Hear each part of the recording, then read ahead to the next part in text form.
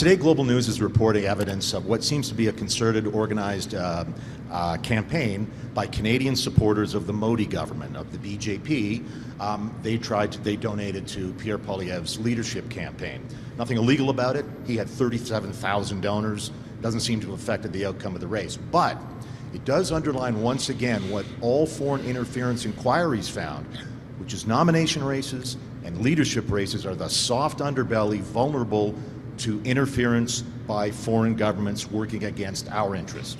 So as leader of the Liberal Party now, will you do what the last leader failed to do and take steps to secure Liberal leadership races and Liberal nomination races from any foreign interference? Well, thank you for your question, Mr. Aiken. Look, these issues are very serious. I take these issues exceptionally seriously. It was, in fact, my first briefing as Prime Minister on national security focused on that. Obviously, I can't detail the specifics. As you may be aware, I reinforced the so-called SITE process that oversees foreign interference, potential foreign interference in the election, made it more transparent, which is why there are these public reporting, and I think we've had 3 of those public reports. It's independent, it's focused on that. It's important that Canadians, obviously the media included, but that Canadians know in real time what's being, I understand, yeah, but I'll go to that, so the overall point. In terms of nomination, I extend that approach to the Liberal Party as the leader of the Liberal Party. I will note that one of the things that the Liberal Party did in the leadership process, I didn't set these rules, but obviously we followed them, is to be very rigorous on Liberal Party memberships and who voted in that process.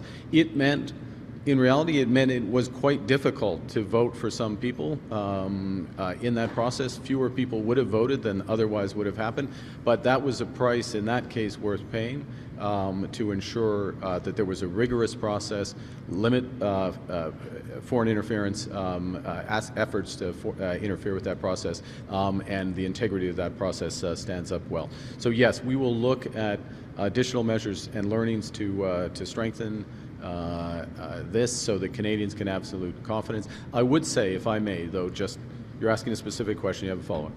For Canadians watching, the SITE committee, which is an independent committee, which does the reviews, what they have clearly stated up to this point is that there is no evidence of there continues to be a safe and fair election process in this country. And I will add to that that I'm pleased to see the level of engagement of Canadians with all political parties in this election process. This is the most consequential election of our lifetime. Canadians are getting engaged, and I welcome that. We'll do a last question to the delegation before local media. Yeah.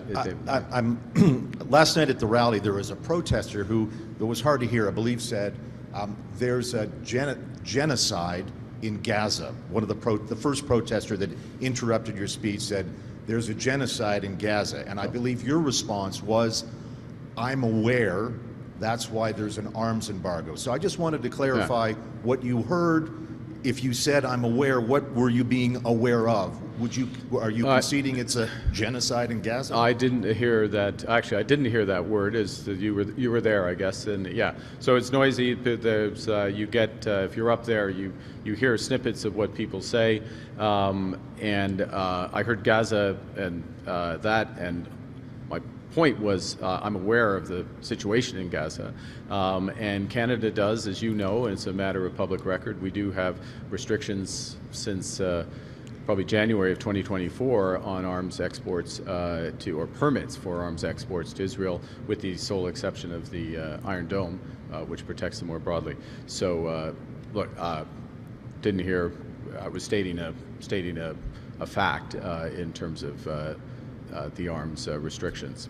Thank you. Over